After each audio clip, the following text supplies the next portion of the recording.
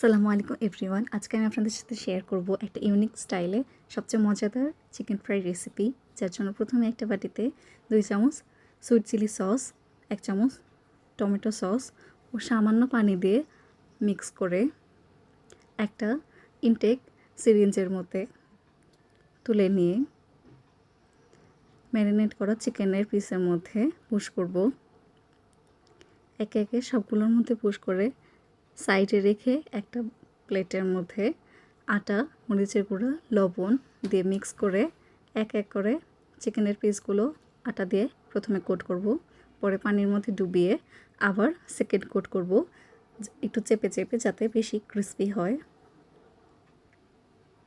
সবগুলো কোট করে নিয়ে ডুবন্ত তেলে এক এক করে ছেড়ে একটু সময় নিয়ে উল্টে পাল্টে লাল লাল করে ভেজে তুলে নিব। তাহলেই তৈরি হয়ে গেল আমাদের সবচেয়ে মজাদার chicken fry recipe. Thank you.